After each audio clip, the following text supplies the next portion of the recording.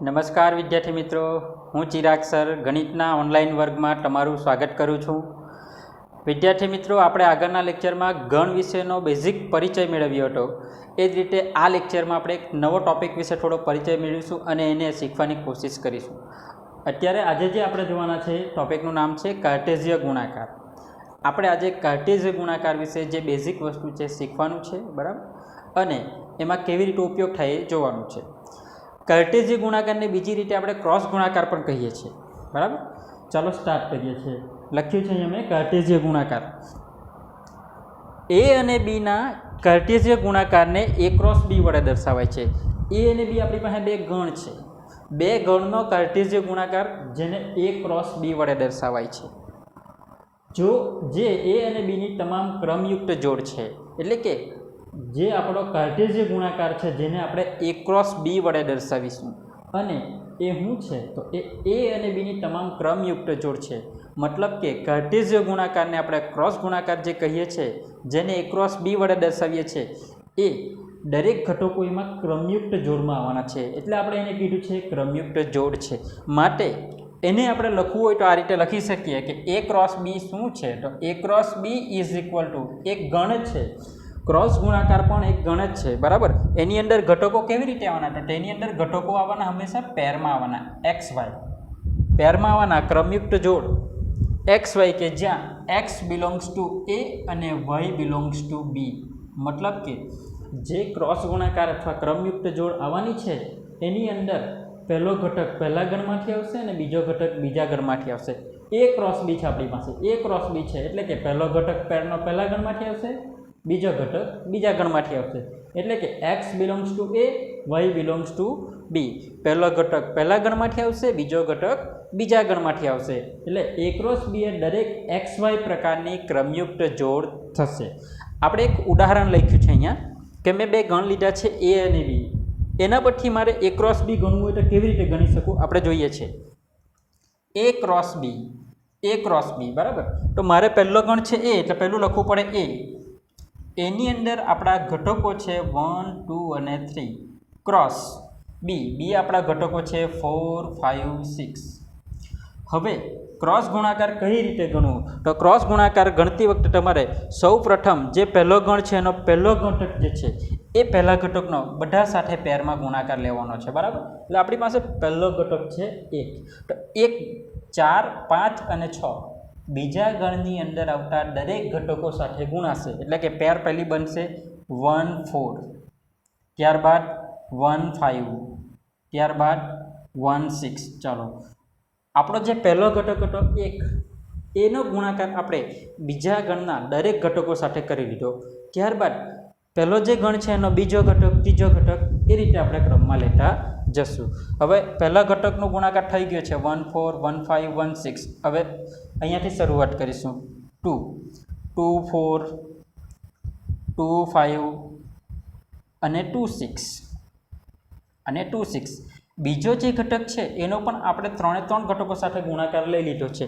ત્યારબાદ ત્રીજો ઘટક આવવાનો. ત્રીજો ઘટકનો ગુણાકાર 3 જોડે લેવો. એટલે કે 3, 4, 3, 5 અને 3, 6 ટોટલ થઈ ગયા છે, બરાબર. હવે ચોથો ઘટક અહીંયા કોઈ છે જ નહીં, એટલે આગળ કંઈ ગણવાનું આવવાનું નથી. એટલે કે આપણું એ ક્રોસ બી બની ગયું 1, 4, 1, 5, 1, 6, 2, 4, 2, 5, 2, 6, 3, 4, 3, 5 અને 3, 6. આ એ ક્રોસ બી થશે. આપણે ઉપર વ્યાખ્યામાં જોયું કે એ ક્રોસ બી જે છે તે દરેક એક્સ વાય પ્રકારના ક્રમયુક્ત જોડ આવવાની છે, બરાબર. ક્રમયુક્ત જોડ. તો જુઓ અહીંયા દરેક જવાબ જે છે તે ક્રમયુક્ત જોડમાં છે. તેમાં પહેલો ઘટક પહેલા ગણમાંથી આવે, બીજો ઘટક બીજા ગણમાંથી આવે, બરાબર. તો અહીંયા જો પહેલો ઘટક જે હશે 1, 1, 1, 2, 2, 2, 3, 3, 3 દરેક પહેલા ગણમાંથી છે. જે બીજો ઘટક છે 4, 5, 6, 4, 5, 6, 4, 5, 6 એ બીજા ગણમાંથી છે. એટલે હંમેશા ક્રોસ ગુણાકાર અથવા કાર્ટેઝીય ગુણાકાર કરીએ એમાં પહેલો ઘટક પહેલા ગણમાંથી જ આવશે અને બીજો ઘટક બીજા ગણમાંથી જ આવશે. જે રીતે આપણે એ ક્રોસ બી ફાઇન્ડ કર્યું એ જ રીતે આપણે બી ક્રોસ એ પણ ફાઇન્ડ કરી શકીએ. અહીંયા બતાવું છું બી ક્રોસ એ. તો એમાં આપણો ક્રમ બદલાય છે. પહેલો ગણ બી આવે છે અને ત્યારબાદ એ આવે છે. એટલે આપણે જ્યારે લખીશું ત્યારે પહેલો ગણ બી લખવું પડશે, બરાબર. તો બી કેટલા છે આપણી પાસે 4, 5, 6. ત્યારબાદ ક્રોસ એ કેટલા છે તો એ આપણી પાસે છે 1, 2, 3. 1 2 3 તો જે ક્રોસ ગુણાકાર શોધવાનું છે એ ગણવાની રીત આપણી પાસે સેમ છે કે પહેલાં જે ગણ છે એને આપણે લેવું, એનો દરેક ઘટકો સાથે ગુણાકાર લઈ લેવું. એટલે કે 4નો ગુણાકાર થશે 1 સાથે, એટલે 4 1 4 2 4 3. જે પહેલો ઘટક હતો એનો દરેક સાથે ગુણાકાર થઈ ગયો છે, બરાબર. હવે બીજો ઘટકનો દરેક ઘટક સાથે, ત્યારબાદ ત્રીજા ઘટકનો. ચાલો આપણે 5નો ગુણાકાર લઈએ છીએ તો 5 એક સાથે જોડાશે, 5 2 સાથે જોડાશે અને 5 3 સાથે જોડાશે. ત્યારબાદ 6 એક સાથે જોડાશે, 6 2 સાથે જોડાશે અને 6 3 સાથે જોડાશે. એટલે આ જે છે આપણું મળી ગયું બી ક્રોસ એ. હવે તમને સવાલ એ થશે કે શું એ ક્રોસ બી અને બી ક્રોસ એ સમાન હોય ખરા? ચેક કરીએ છીએ આપણે અહીંયા. તો જો અહીંયા ઘટક છે 1 4 1 5 1 6. 1 4 1 5 1 6 અહીંયા કશે પણ જોવા મળતો નથી. 2 4 2 5 2 6 3 4 3 5 3 6 આ જે ઘટક છે અહીંયા કોઈ પણ ઘટક જોવા મળતા નથી. ક્લિયર છે કે બંનેમાં અલગ અલગ ઘટકો, અહીંયા 1 2 3 થી સ્ટાર્ટ થાય છે, અહીંયા 4 5 6 થી સ્ટાર્ટ થાય. મતલબ કે અહીં એ ક્રોસ બી અને બી ક્રોસ એ સમાન નથી. એ ક્રોસ બી અને બી ક્રોસ એ સમાન નથી. જરૂરી નથી કે બધી જગ્યાએ સમાન હોય જ અથવા સમાન ન જ હોય. કોઈ વાર એ સમાન હોઈ પણ શકે, કોઈ વાર ન પણ હોય. કઈ શરત છે, કેવી રીતના ગણ આપેલા છે એના પર આધારિત છે. સિમ્પલ છે. ક્રોસ ગુણાકાર એટલે કે ક્રમયુક્ત જોડ આવશે, જેમાં પહેલો ઘટક પહેલા ગણમાંથી આવશે અને બીજો ઘટક બીજા ગણમાંથી આવશે. એટલે કે આ રીતના પહેલા ઘટકના દરેક સાથે જોડમાં લઈ લેવાનું, બીજા ઘટકને લઈ લેવાનું, ત્યારબાદ ત્રીજા ઘટકને લઈ લેવાનું, બરાબર. એ ક્રોસ બી હતું, અહીંયા બી ક્રોસ છે, પહેલો ગણ બી રહેશે અને ત્યારબાદ ગણ એ રહેશે, બરાબર. હવે એ જ પ્રકારનું એક ઉદાહરણ મેં અહીંયા લખ્યું છે. એ બરાબર છે 2 4 અને બી બરાબર 2 4 છે. હવે અહીંયા આપણે જોઈએ છે એ ક્રોસ બી અને બી ક્રોસ એ. એ ક્રોસ બી ગણીશું તો 2 4 ક્રોસ 2 4. ચાલો, પહેલો ઘટક છે 2, 2નો ગુણાકાર થશે એટલે બની જશે 2 2 2 4, બરાબર. 2 સાથે જોડાય, 2 4 સાથે જોડાય. ત્યારબાદ બીજો ઘટક છે 4, એટલે કે 4 2 સાથે જોડાય, 4 4 સાથે જોડાય, બરાબર. એ ક્રોસ બી આપણું બની ગયું છે. 2 જે પહેલો ઘટક હતો એ બંને ઘટકો સાથે જોડાઈ ગયો છે. ત્યારબાદ જે બીજો ઘટક હતો 4 એ પણ બંને ઘટક સાથે જોડાઈ ગયો છે. એટલે કે આપણું એ ક્રોસ બી આવી ગયું છે. હવે એ જ રીતે બી ક્રોસ એ જોઈએ તો એમાં શું ફરક આવશે?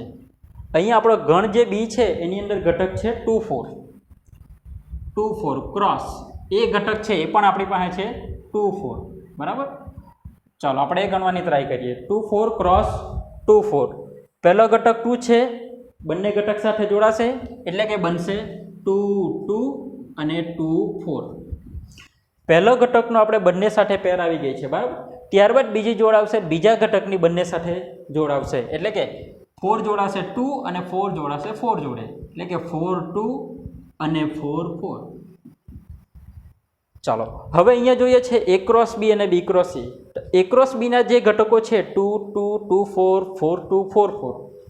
બી ક્રોસ એના ઘટકો છે 2 2 2 4 4 2 4 4. અહીંયા તમે ક્લિયર જોઈ શકો છો કે એ ક્રોસ બી અને બી ક્રોસ એના ઘટકો સમાન છે, બરાબર. અહીંયા ક્લિયર હતું કે એ ક્રોસ બી અને બી ક્રોસ એના ઘટકો અલગ અલગ હતા. હવે શું ફરક હતો? તો અહીંયા તમે ક્લિયર છે ઉપર એ ને બી જો ગણ સમાન છે માટે ક્રોસ ગુણાકાર સમાન આવ્યા છે. એટલે કે અહીં A cross B is equal to B cross A છે, બરાબર. જ્યારે આગળ આપણે ઉદાહરણ જોયું એની અંદર એ ક્રોસ બી અને બી ક્રોસ એ અલગ અલગ હતું. કેમ અલગ અલગ હતું અને કેમ સમાન છે? જ્યારે ગણના ઘટકો અલગ અલગ હોય તો ક્રોસ ગુણાકાર અલગ આવે, પણ જો ગણના ઘટકો સમાન હોય તો એમનો ક્રોસ ગુણાકાર સમાન આવશે. એના પરથી આપણે એક પહેલી નોંધ લખીશું અહીંયા કે જો બે ગણો સમાન હોય, બે ગણો સમાન હોય, બરાબર ને, એટલે કે ગણ એ અને ગણ બી સમાન હોય. બે ગણની જગ્યાએ આપણે ગણ એ અને ગણ બી પણ વાપરી શકીએ. જો એ અને બી સમાન હોય તો A cross B is equal to B cross A થાય. એટલે ક્યારે થશે? જ્યારે બે ગણ સમાન થશે ત્યારે જ આપણા બંને ગણના ક્રોસ ગુણાકાર છે એ ક્રોસ બી અને બી ક્રોસ એ સમાન થશે. અધરવાઇઝ એ બંને અલગ અલગ થશે, બરાબર છે. હવે બીજું એક વસ્તુ કે ગણમાં ઘટકો કેટલા આવે? હવે અહીંયા જો એની અંદર 3 ઘટકો હતા, બીની અંદર 3 ઘટકો હતા, તો ક્રોસ બીમાં કેટલા ઘટકો આવ્યા હતા? 1 2 3 4 5 6 7 8 9. આમાં 3 હતા, આમાં 3 હતા, તો અહીંયા આવ્યા 9. અહીંયા 3 હતા, અહીંયા 3 હતા, તો આમાં પણ 9 આવ્યા, મતલબ 3 ગુણ્યા 3, બરાબર. સેમ અહીંયા ઉપર જુઓ, અહીંયા 2 હતા, અહીંયા 2 હતા, ટોટલ કેટલા આવ્યા? 1 2 3 ને 4, બરાબર. માટે હંમેશા જે ક્રોસ ગુણાકારમાં ઘટક આવવાના એ પહેલો ગણ અને બીજો ગણ એ બે જે ગણમાં આવતા ઘટકોના ગુણાકાર જેટલા હોય છે. એટલે કે આપણે બીજી નોંધ લખીશું કે જો ગણ એમાં આવતા સભ્યોની સંખ્યા આપણે ધારો કે લઈ લઈએ સ્મોલ p જેટલી, number of element in A is equal two p, એટલે કે એમાં આવતા ઘટકોની સંખ્યા p છે તથા ગણ બી માં આવતા ઘટકોની સંખ્યા q છે, બરાબર. નંબર ઓફ એલિમેન્ટ ઇન બી એટલે કે બી ના ઘટકોની સંખ્યા q છે, તો a ક્રોસ b માં આવતા ઘટકોની સંખ્યા number of element in a cross b is p ગુણ્યા q, એટલે કે પહેલા ગણના ઘટક ગુણ્યા બીજા ગણના ઘટક, એટલે કે p ગુણ્યા q જેટલા થશે. પહેલી નોંધ હતી a ને b જો સમાન હોય તો જ a ક્રોસ b અને b ક્રોસ a સમાન થશે. બીજી નોંધ શું થઈ ગઈ? a ના ઘટક p હોય, b ના ઘટક q હોય તો a ક્રોસ b માં p અને q ના ગુણાકાર જેટલા ઘટકો આવશે. આ જે પણ આપણે ક્રોસ ગુણાકાર જોઈએ ફક્ત બે ગણ માટે હતો, a ને b, બરાબર. હવે આપણે એક ઉદાહરણ લઈએ જેની અંદર 3 ઘટક આવેલા હોય, ગણ એ છે, બરાબર. એની અંદર એનો 3 વખત ગુણાકાર કરવો હોય, આના પરથી આપણે a ક્રોસ a મેળવવું હોય, બરાબર. એટલે કે ક્રોસ ગુણાકાર જે છે કાર્ટેશિયન ગુણાકાર આ જે હતું 2 વખત હતું, 3 વખત કરવું હોય તો કેવી રીતે કરવું? તો a ક્રોસ a તમારે કરવું હોય તો પહેલાં કોઈ પણ બેનો ક્રોસ ગુણાકાર લઈ લેવું, બરાબર, કાર્ટેશિયન ગુણાકાર. ત્યારબાદ એનો ત્રીજા સાથે કરવું. પહેલો ગણ છે આપણી પાસે 1 2 3 ક્રોસ 1 2 3 ક્રોસ 1 2 3. આપણે શું કરીશું? પહેલાં જે બે ગણ છે એનો કાર્ટેશિયન ગુણાકાર ગણી લઈશું, ત્યારબાદ જે જવાબ આવે એનો ત્રીજા જોડે કરીશું. એટલે પહેલાં બેનો ગુણાકાર થશે. ચાલો, પહેલો ઘટક છે 1, 1 જોડાશે 1 2 અને 3 જોડે, બરાબર. એટલે આવી જશે પેર 1 1 1 2 1 3. ત્યારબાદ બીજો ઘટક જોડાશે 2 1 2 2 અને 2 3. ત્યારબાદ ત્રીજો ઘટક 3 3 જોડે જોડાશે એટલે ઘટક બની જશે 3 1 3 2 3 3, બરાબર. આ જે છે જવાબ હતો ફક્ત પહેલા બેનો છે, 1 2 3 ક્રોસ 1 2 3 નો જવાબ આટલો છે. ત્યારબાદ ત્રીજો ઘટક છે આપણી પાસે ક્રોસ 1 2 3 ક્રોસ 1 2 3, મતલબ જે આ બધા ઘટકો છે ફરીથી આની જોડે ગુણાઈ જશે. બધા ઘટકો 1 જોડે, બધા ઘટકો 2 જોડે, બધા ઘટકો 3 જોડે, એટલે કે ક્રોસ ગુણાકારનો જવાબ ઘણો લાંબો થશે, જે અહીંયા હું લખું છું, બરાબર. એનો જવાબ કેવી રીતે આવશે? તો પહેલું 1 1 જોડાશે, 3 3 જોડાશે એટલે થઈ જશે 1 1 1 1 1 2 1 1 3. ચાલો, પહેલો ઘટક જે છે 3 3 ઘટકો સાથે જોડાઈ ગયો. ત્યારબાદ હવે બીજો ઘટક જોડાશે 3 3 જોડે એટલે કે 1 2 1 1 2 2 1 2 3, બરાબર. ત્યારબાદ ત્રીજો ઘટક જોડાશે, ત્યારબાદ ચોથો ઘટક જોડાશે. આ રીતના ઘટકો જોડાતા જ રહેશે. ક્યાં સુધી? હું બધા નથી લખતો, ડાયરેક્ટ આપણે લાસ્ટમાં લખવું એટલે કયો લખી શકાય? પહેલાં બેનું લખ્યું છે 1 1 જોડાય છે આ બધા જોડે, 1 2 આ બધા જ ઘટકો જોડાય છે, બરાબર. ત્યારબાદ આ બધા જ જોડાણ, છેલ્લો છે 3 3 3 3 બધા જોડે જોડાશે એટલે કે 3 3 1 3 3 2 અને 3 3 3. આટલા ઘટકો આવવાના છે, બરાબર ને. એટલે કે જ્યારે 3 આપણે ગણનો ક્રોસ ગુણાકાર કરીએ ત્યારે પહેલાં બેનો ગણી લેવું અને જે જવાબ આવે તેનો ફરીથી ત્રીજા ગણ જોડે ગણવું, બરાબર.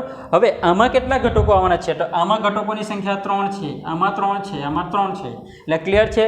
આ પહેલાં બેનો 3 ટાળી 9, ફરીથી આ 3 છે એટલે 9 ગુણ્યા 3 27, એટલે કે આમાં કુલ 27 ઘટકો આવવાના છે. જે રીતે આપણે બે ગણમાં જોયું કે a ક્રોસ બીમાં કેટલા ઘટક આવે? તો એમાં જે હોય અને બીમાં જે હોય એ બેના ગુણાકાર જેટલા, બરાબર. સેમ 3 હોય તો a b અને c 3ના ગુણાકાર જેટલા. એટલે બીજી રીતે આને લખવું હોય તો આમ પણ લખી શકીએ કે a ક્રોસ a 3 વખત હોય તો શું આવે? તો 3 ઘટકોની પેર આવવાની, બરાબર. 3 ઘટકોની પેર આવવાની a b અને c. જ્યાં a b c ક્યાંથી આવવાના? તો a પહેલા ગણમાંથી આવશે, b બીજા ગણમાંથી આવશે અને c ત્રીજા ગણમાંથી આવશે. પણ અહીંયા ગણ બધા સમાન છે એટલે કે ડાયરેક્ટલી લખીશું a b c belongs to a, બરાબર. જો અહીંયા a b c અલગ અલગ ગણ હોય તો પહેલો ઘટક પહેલા ગણમાંથી આવશે, બીજો ઘટક બીજા ગણમાંથી અને ત્રીજો ઘટક ત્રીજા ગણમાંથી આવશે. પણ અહીંયા ગણ એક જ હોવાથી આપણે a b c 3 3 ઘટકોને એક ગણ એમાં છે એવું કીધું છે, બરાબર. એટલે આ રીતે 3 ગણનો આપણે ક્રોસ ગુણાકાર કરવો હોય તો પણ ગણી શકાય. પહેલું હતું બે ગણનો, બરાબર, કાર્ટેશિયન ગુણાકાર. એની અંદર એ ક્રોસ બી અને બી ક્રોસ એ સમાન ન થાય અને ક્યારે સમાન થાય તે આપણે જોયું. ત્યારબાદ 3 ગણ આપેલા હોય તો એનો ક્રોસ ગુણાકાર કઈ રીતે ગણવું એ આપણે જોયું. જરૂરી છે મુખ્ય આ 3 નોંધ આપણે, જે 1 માર્કના ટૂંકા સવાલમાં પણ આપણે ઘણીવાર જરૂર પડતી હોય છે કે એને બી સમાન હોય તો જ એમના ક્રોસ ગુણાકાર સમાન થાય. એ અને બીમાં જે ઘટકો આવે બેના ગુણાકાર જેટલા ઘટકો હોય એ ક્રોસ બીમાં આવે, અને 3 ગણનો ક્રોસ ગુણાકાર લેવું હોય તો આપણી જે પેર આવે ને આને આપણે ક્રમયુક્ત જોડ કહીએ છીએ, બરાબર ને, એક્સ ને વાય આ 3 છે એટલે આને આપણે ક્રમયુક્ત ટ્રય કહી શકાય. ક્રમયુક્ત જોડની જગ્યા ટ્રય, 3 ઘટકો છે એટલે કે એને ક્રમયુક્ત ટ્રય પણ કહી શકાય. આપણે આગળનું નેક્સ્ટ લેક્ચરમાં જોઈશું.